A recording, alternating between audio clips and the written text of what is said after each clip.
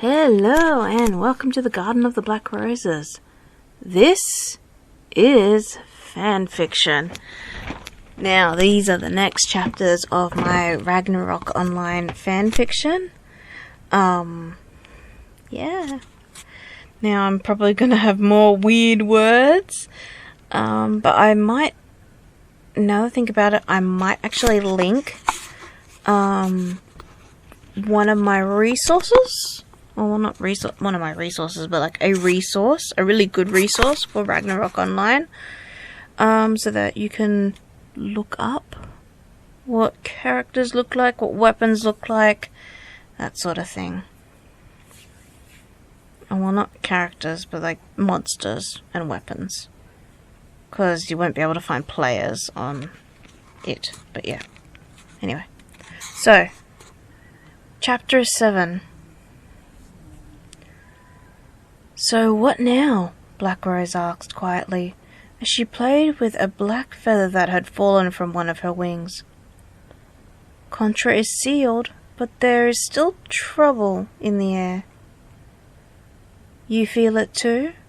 Shadow sighed, her eyes focused on a looking glass. I have my followers looking out for anything suspicious, but they've found nothing yet. Though they do say that Micrex is acting oddly.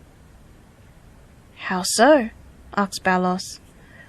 Micrex is always acting oddly at times. How is this any different? He stroked the wolf beside him absently. Or is this more to do with his grievances with Chibi?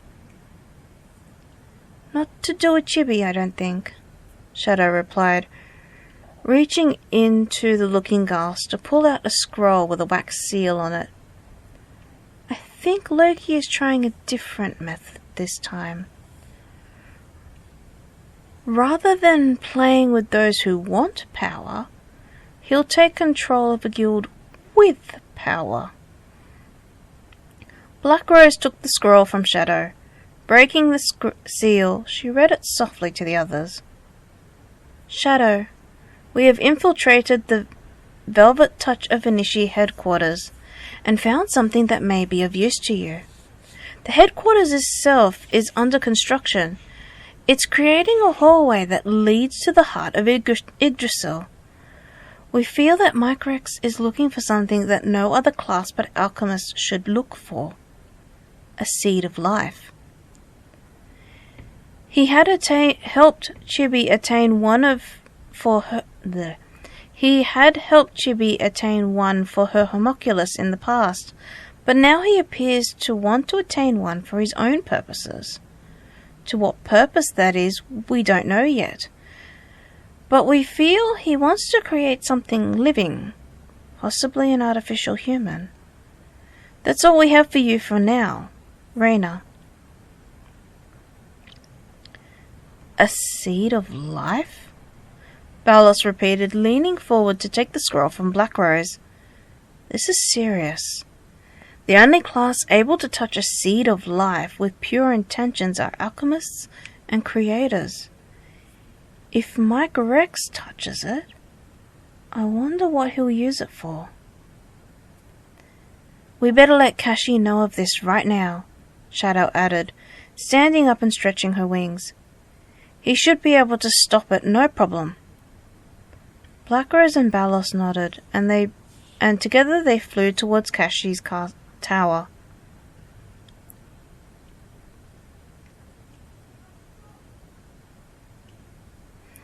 Stay in formation, bellowed Lack. We aren't giving up this castle to anyone. Blue light surrounded him from Chibi's pitched potion. When this war is over, I will personally put those who keep dying into rigorous training.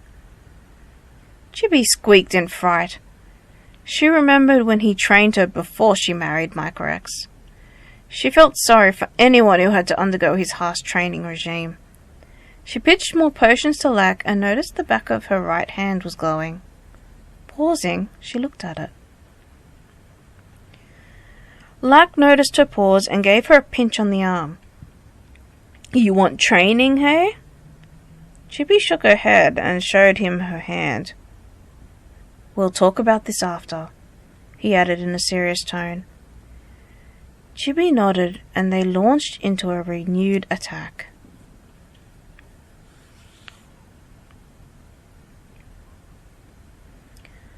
"I'm busy at the moment," Kashi replied to the three mediators. "Unless it's something you can't solve yourselves, don't bother me." His hands kept the light over the castles going. Kashi's light symbolized when the guild wars were happening, and only when the light was on could a guild enter a castle owned by another guild. "Seed of life," Balos said. Kashi spun, causing the light to go out. Mike Rex is searching for it and is conducting his search in Yggdrasil itself. Kashi's eyes narrowed. Balos continued. He's creating a hole down to its heart. If Loki is controlling Mike Rex, then Loki can easily kill Yggdrasil. If not, Mike Rex will become the next Contra once he touches the seed of life. "I'll see what I can do," Kashi replied, his voice deeper than normal. "However, even this issue isn't something I can fix easily either. When Yggdrasil is involved, only the gods can do something."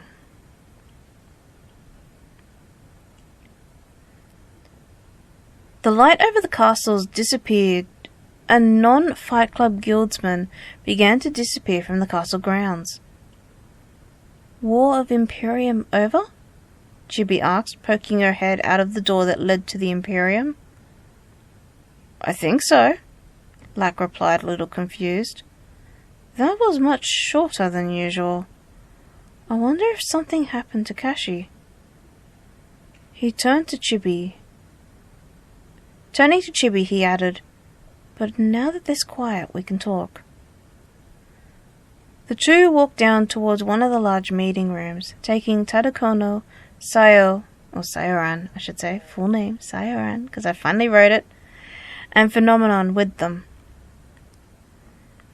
"It's glowing," Chibi replied, pulling back her sleeve to reveal the velvet touch of Inishi tattoo. "It's glowing, and it shouldn't be. The last time it glowed so bright was after I divorced Mike." "Then we should pay a visit to Velvet Touch of Inishi to find out what's going on," Phenomenon said quickly. Sayoran and Tadakono nodded in agreement. Chibi looked sideways at Lack, her eyes questioning his ability to be civil with Mike Rex. "We'll go together," Lack replied, not looking at Chibi. "If something really bad is happening, we can protect each other there easily." Chibi coughed and turned into a cat. Lack nodded and helped her up onto his shoulder. "Good idea." They set off towards Aldebaran.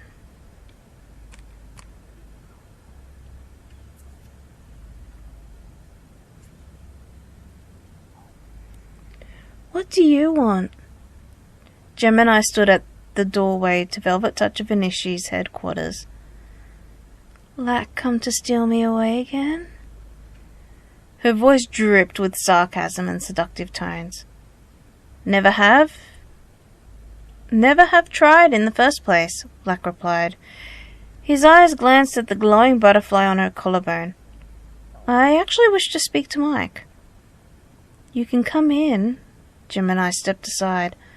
"But your furball needs to stay outside." She gestured towards Chibi.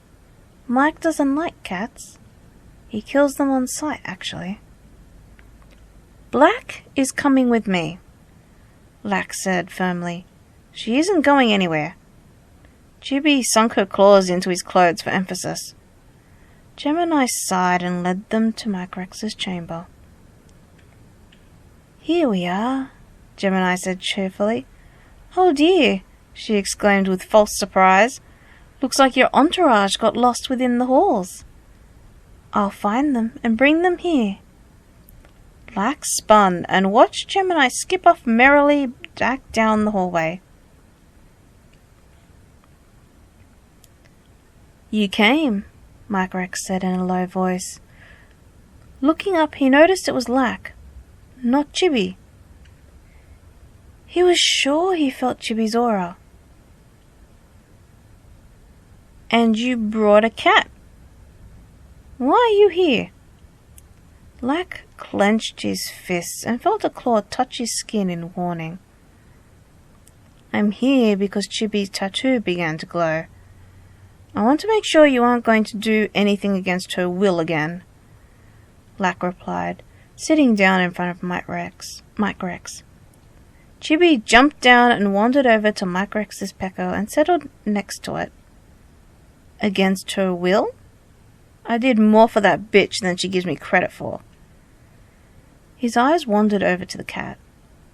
Why did you bring a cat? Black? She's a mascot for Fight Club. I left her brother White at headquarters. She's usually with me when I leave HQ. Lack replied calmly. Chibi lifted her head, impressed by his fluid lying.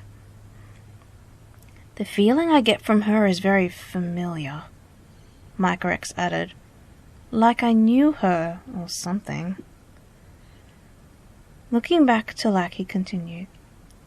Chibi's tattoo glowed because I need her to attain something for me. I hoped that once she saw it, she would come, but instead, you did. Did she send you?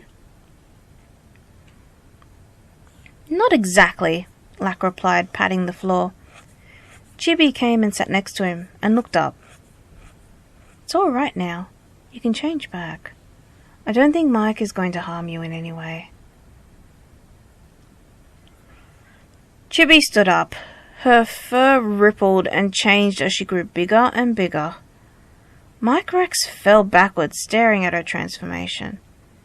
If you made me stay a cat any longer, Lack, my cat instincts would have taken over and I would have gone outside to play. Chibi sat back down and leaned on Lack. What was it that you were hoping for me to attain for you? Perhaps we can make a deal since Lack is here.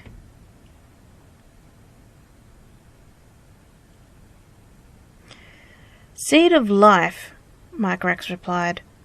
I want the seed of life. Chibi sat bolt upright and stared at Mike Rex like as if he had been talking nonsense. I want the seed of life for my brother. I won't make a deal because you owe me so much already. She owes you nothing, Lack interrupted, bringing his fist hard down onto the floor. I've paid what she owes you twofold. If anything, you owe us. A shiver ran down Lack's spine. Glancing at Chibi, he noticed she shrunk back into being a cat. I'll be taking you in, Mike Rex. A deep voice sounded from behind Lack. No one but alchemists and creators may attain the seed of life. No one keeps the seed of life. Listening to this conversation is more than enough to take you in for questioning. Kashi! Mike Rex stammered. He scrambled for his poleaxe. Kashi lifted his hand and bound him with golden chains. Shadow and Black Rose moved in to take Mike Rex to the palace. No, I won't go. You can't make me. Lack and Kashi stared at each other. Balos picked up Chibi, who sunk her claws into his arm, and stood near Kashi. What are you going to do? Lack asked Kashi in a level voice. Kashi lifted his hand once more and bound Lack in golden chains and without a word took him to the palace.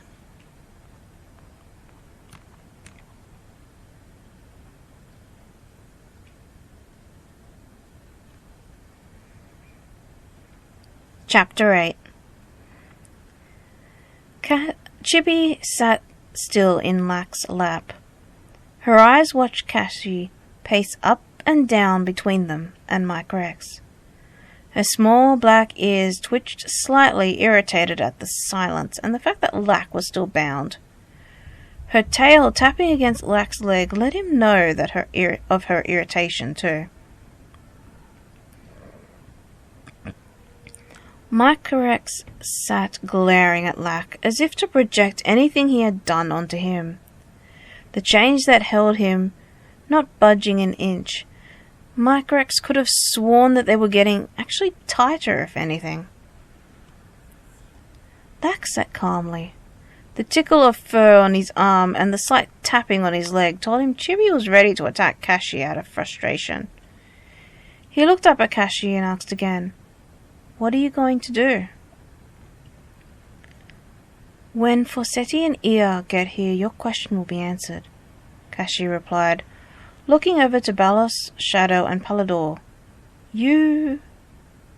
Kashi looked at Lack before deciding to unbind him. "You'll need to explain why you were at Velvet Touch of Inishi. My concern is more over the possibility that the Seed of Life was being used for evil intentions rather than its true purpose." "Why the hell is he unbound and not me?" Mycorex yelled angrily. "Why does he get his questions answered and not mine?" Kashi slapped a mute spell on Mycorex before leaning in close to Mycorex's ear and replied in a low, dangerous voice, "Because Lack has proven his reliability through a case we worked on previously, and because I don't trust anyone who is going after the Seed of Life, even if they are an alchemist or a creator." "Then why isn't Chibi bound?" Mycorex murmured, with difficulty as the mute spell strengthened the more he tried to speak. "She has a leaf, which proves she had the Seed of Life in her possession before." "Because she's already bound in that form. Due to a past mistake of hers, she's permanently bound to being a cat whenever she's here," Lack replied, petting Chibi in an attempt to calm her. "I can hear you from over here, by the way. Your voice is as loud as a Dullahan." Kashi nodded. It was her choice to stay as a cat rather than have experiences taken away, because of her mistake with an assassin cross by the name of Athan. I gave her the choice because I understood her troubles gaining experience, and the fact that alchemy itself is an expensive profession. Mycorex stared at Chibi, who stared back. Her ears pulled back and eyes narrowed gave her the impression of telling him to say something stupid so she had an excuse to come attack him. Mycorex just blinked and gave her a sympathetic smile. "They're not back yet?" Tadakono asked. "Phenomenon over breakfast?" "It's almost been a week, hasn't it? Usually if they use Warpra, it would take them a day, 2 at most. I hope nothing's happened." "I doubt it. Syao is taking Illusion's Bright Eyes and Mina out on a scouting mission just to be sure," Phenomenon replied, concentrating on his bacon. "If something has happened, Lack would have made Chibi run for it to come get us, even if she didn't want to leave him. But knowing Lack too, he's strong and unafraid. It'd have to be a really close to death and out of potions before he would ask for help. And if he had Chibi's endless potion making and pitching in battle with them, it could take forever. Or at least until Chibi ran out of herbs and potions to pitch. And then it would come down to Lack's healing and magical power level." Tadakono poked a hole in his egg, causing the yolk to run out onto his toast. "But then again, if you put someone like Chibi, I mean an expert in potion making, with anyone and the battle could go on forever. It just goes longer than those with acolyte classes, because if an alchemist class was interrupted or something happened, they'd be able to heal themselves, and the alchemist could pick up again afterwards."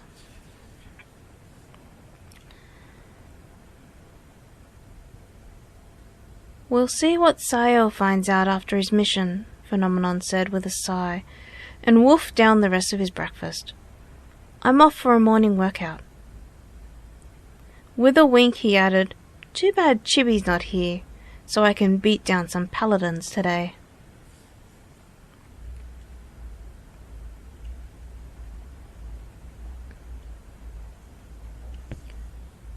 What was the seed of life going to be used for? Faceti asked Microrex for what Lack thought was the 8th time. And why were you going to get a creator whom had already used it once to attain it for you? For one, she wouldn't have been able to see it if her homunculus is still alive. He glanced over to Chibi's leaf and he added, "Which I see it is." And another, all alchemist class know that it is a bindable offense to attain the seed of life for anyone else but themselves. Lack gave a small yawn, which was mimicked by Chibi's leaf, and twirled a piece of string in front of Chibi. Chibi swatted at the string lazily. She was bored from listening to Microrex being questioned. Both had answered Facetti's questions honestly, and were free to go when possible. Ia glanced at Chibi and closed her eyes briefly before opening them again. Chibi. Chibi looked up at Ia, her ears pulled back to form sharp points. You can hear me, yes? Chibi twitched her ears in reply. You feeling alright at the moment? The holy aura in this place must be hurting you. Ia knelt down and pet Chibi on the head. Lack raised an eyebrow at the familiarity between Ia and Chibi. You haven't been experimenting again? Chibi purred and rubbed her head against Ia's hand. I see. Nothing beyond your abilities? Good. I'll get Black Rose to take you and Lack to another scene that is developing elsewhere. Ia got up and spoke to Black Rose. Lack leaned over and whispered in Chibi's ear. You know Ia well? Chibi gave a small mew and watched Black Rose walk towards them with a pouch in her hand she received from Ia. Black Rose knelt down beside Lack and whispered, You want to go? Kashi looked at her and Black Rose gazed back before giving a smile and a nod. I need to take you somewhere before I can take you back to Fight Club headquarters, though. Lack nodded and picked up Chibi, whose fur stood on end at the sudden movement. Chibi ordered her leaf to go back to being an embryo for a while, and sunk her claws carefully into Lack's sleeve. Black Rose placed her arm around Lack and flew off towards Mount Miljonaire.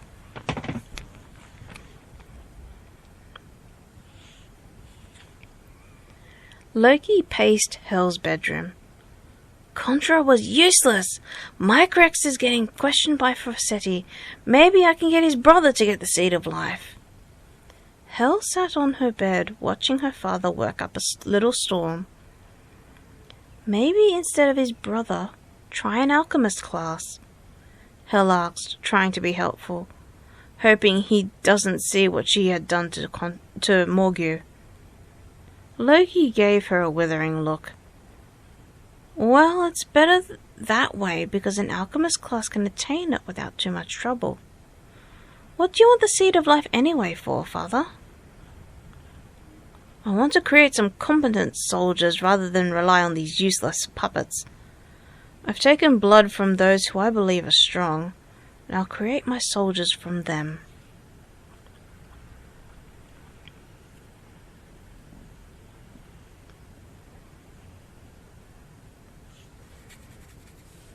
And that's it.